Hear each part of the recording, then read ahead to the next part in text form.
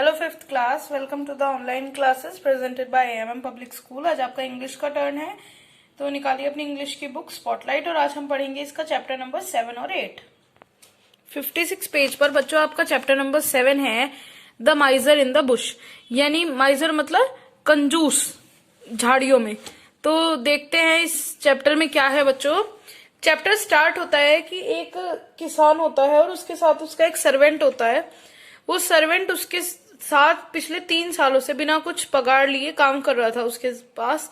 लेकिन एक दिन उस सर्वेंट को लगा कि अब क्या है कि मैं बिना पगार के काम नहीं कर सकता हूँ। तो उसने अपने मास्टर से कहा कि मैंने काफी लंबे टाइम तक आपके यहाँ बहुत मेहनत करी है और मैं विश्वास करता हूँ कि आप मुझे वो देंगे जो मैं डिजर्व करता हूँ।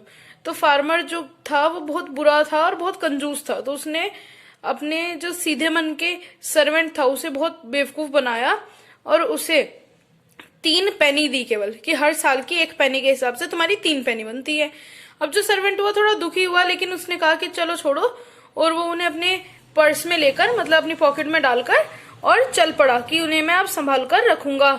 अब जब वो रास्ते में जा रहा था झूमता नाचता, तो इसे रास्ते में एक ड्वार्फ मिला। ड्वार्फ मतलब एक बोना इंसान।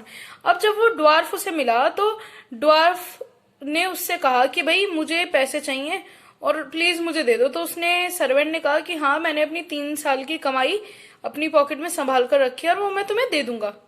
जो सर्वेंट था उसने उसे निकाल कर दे दी अपनी पॉकेट से वो 3 पेनीज जो थे।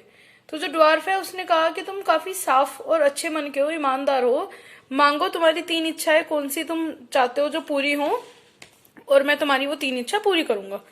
तो जो सर्वेंट था उसने कहा कि सबसे पहले तो मुझे एक ऐसा बो दो, एक ऐसा धनुष दो जिससे कि जिस चीज पर भी मैं निशाना लगाऊं वो नीचे आ जाए।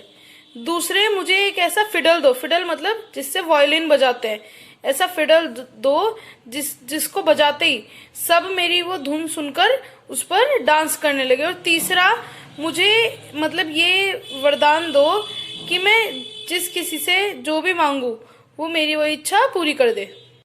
अब उस ड्वार्फ ने उस सर्वेंट की तीनों इच्छाएं पूरी कर दी। अब वो जो सर्वेंट था वो खुशी खुशी आगे बढ़ने लगा। जैसे ही वो आगे बढ़ा उसे एक पेड़ पर एक बर्ड बैठी नजर आई और वहां पर साइड में ही एक माइजर जा रहा था। उस माइजर ने कहा जो मुझे ये बर्ड देगा मैं उसे पैसे दूंगा। ये सुनकर उस सर्वेंट ने उस बर्ड पर निशाना लगाया, वो बर्ड नीचे आई और वो बुशेस में गिर गई। अब जो वो माइजर था, बुरा इंसान, कंजूस, वो उन झाड़ियों में गया उसे लेने के लिए और वो दबे पाव गया कि उसे पता भी नहीं चलेगा और मैं उसे लेके चला जाऊंगा। लेकिन तभी उस सर्वेंट ने अपना फिडल उठाया और वो उसे बजाने लगा।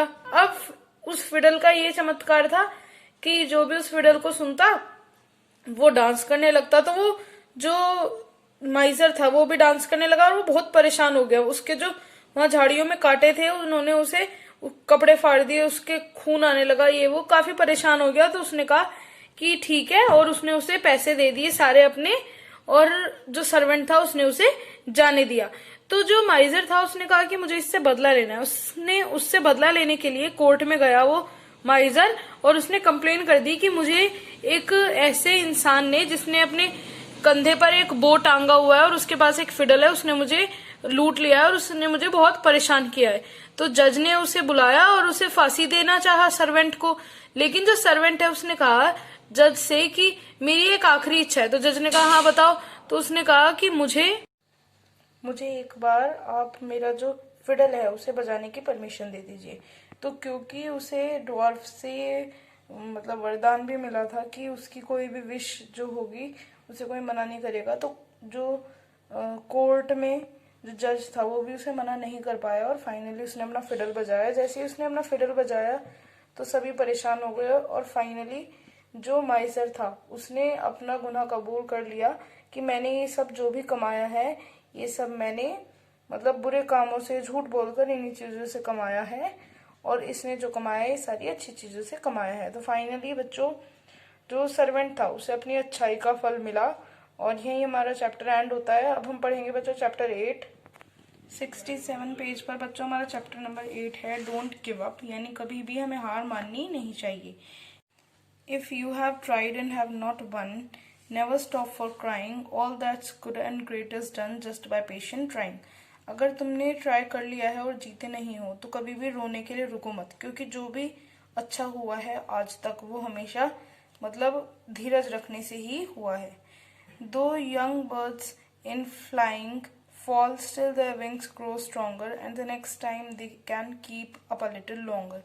जब छोटी चिड़ियाएं होती हैं, उड़ती हैं, तो वो भी गिरती हैं, लेकिन धीरे धीरे उनके पंख मजबूत होते जाते हैं और अगली बार वो हमेशा थोड़ा ऊपर ही उड़ती हैं। Though the sturdy tree has known many a wind that bowed her, she has risen again and grown loftier and prouder। अब जो तगड़ा पेड़ होता है, कई बार हवाएं चलती हैं और उसे नीचे झुका भी देती हैं, लेकिन हर बार वो और भी तेजी से और भी तगड़ा होकर ऊपर उठता है और भी गर्व से सीना तान के खड़ा होता है।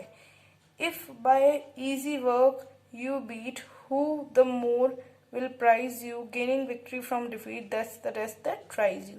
अगर आसान काम में तुम किसी को हरा दोगे तो तुम्हें कौन इस चीज का प्राइज देगा, लेकिन हार में से जीत निकालना यही तुम्हारी सही टेस्ट है तुम्हारी मतलब कोशिश का। सो ये पोएम है फॉयब कैरी की, और इस पोएम से हमें यही सीख मिलती है बच्चों कि हमें कभी भी अपनी आशा छोड़नी नहीं चाहिए। तो यहाँ पर आपका हाफ ईयरली का सिलेबस बच्चों इंग्लिश फर्स्ट का कंप्लीट होता है। इसके वर्ड मीनिंग, क्वेश्चन आंसर्स और एक्सरसाइज आपको सेंड कर दी जाएगी। अपनी कॉपी आपको चैप्टर 8 तक कंप्लीट करनी है। मिलते हैं आगे की वीडियो में रिवीजन के साथ। Thank you.